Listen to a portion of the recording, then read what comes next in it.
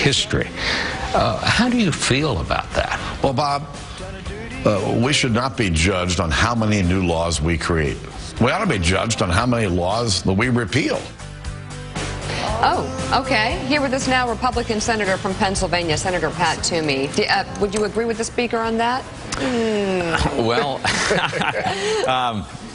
I wouldn't suggest that we'd be judged solely How about by this? how many things we repeal. I agree. I would think that perhaps in context, I'm not sure.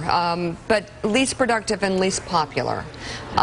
Least productive Congress, are we still there in Washington, or what's the bright spot as you come to Morning Joe today, especially for Republicans and what they're able to accomplish in Washington? You know, when you have divided government as we have, it's hard to get things done. Yeah. We did get something done in my first Congress. I was delighted to be able to help reform the regulations as they affect small and growing companies to raise capital. And that may sound like a technical thing, but access to capital is pretty important for our economy.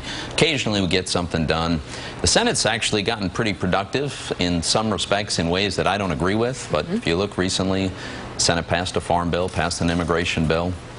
Pretty controversial things sometimes. We're going to have an appropriation bill on the floor, which is a welcome change. I would remind you, Senator Reid controls the Senate floor. He chose last year not to put a single appropriation bill on the floor, which really cedes a great deal of authority to the administration if Congress doesn't go through the appropriations process.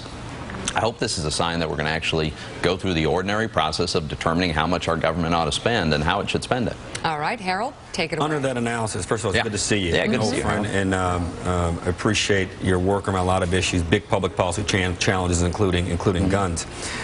You've proven to be more courageous, I think, than a lot of guys. But to the Speaker's point, shouldn't Congress be judged on how they respond to big public policy challenges and trying to address that? And whether you voted for immigration or you voted for any of these things, to the Senate's credit, they are at least passing this and trying to get the Congress to deal with it. And you can understand the frustration on the part of the public for Congress not seeming to react or respond to big challenges. And I share that. I think the biggest central challenge of our time is the fact that we're on an unsustainable fiscal path.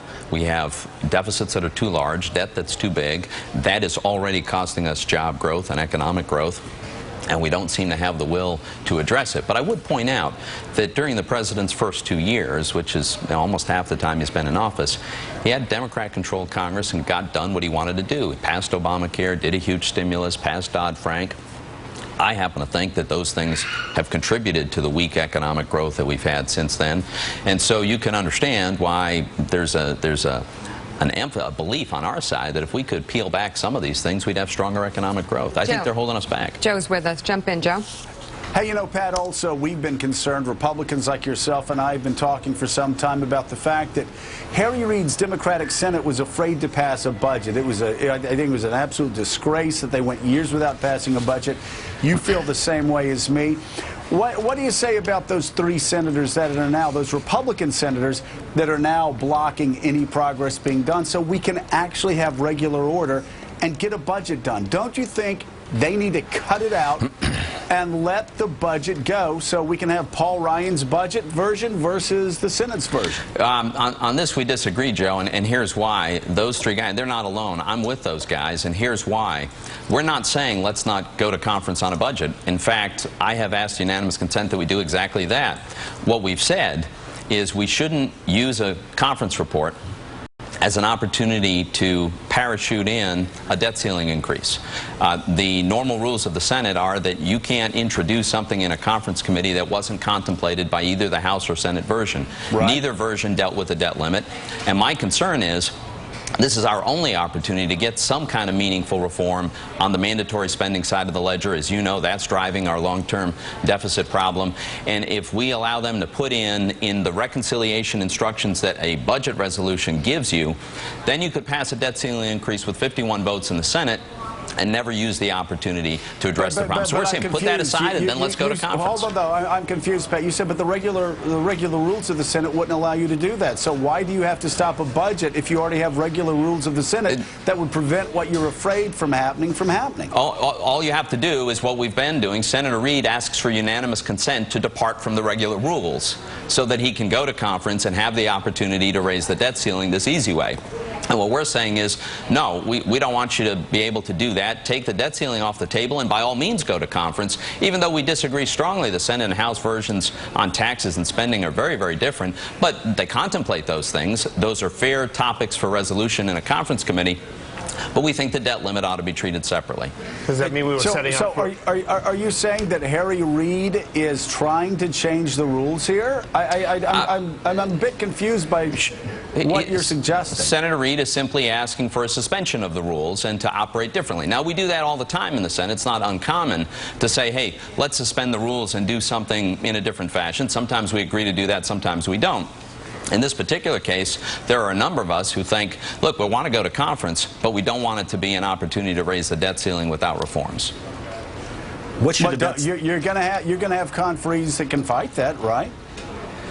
Well, we may or may not. I just think that ought to be an open process. We ought to go through regular order. We ought to mark up a debt ceiling bill in the Senate Finance Committee. Ought to do one in the Ways and Means. We ought to have hearings. We ought to go through a very public process where we examine this question, because we've already got too much debt on the debt ceiling. Okay, that's right. Of course, and by the way, I'm with you on that. We already have too much debt. I'm 100% with you on that.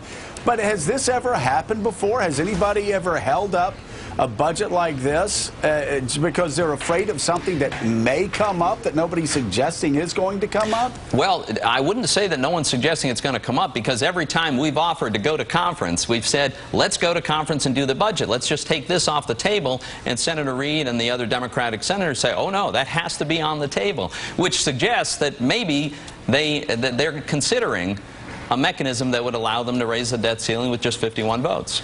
But Harry Reid is going to have to deal with Republican conferees in the House. You certainly trust Paul Ryan, don't you, to do the right thing? Now, Joe, earlier this year, it was Republicans in the House that suspended the debt ceiling concept altogether for a period of time. They said, let's just pretend there is no debt ceiling and allow the government to just keep borrowing. I disagreed with that decision. So you're saying you don't trust the Republicans in the House? I disagreed with how they handled the debt ceiling increase last time, and I'm not convinced that they'll handle it right this time without us all being at the table. Okay. All right, Senator Pat Toomey, it's always good to see you. Are you still enjoying Washington? Occasionally. Few and far between, right?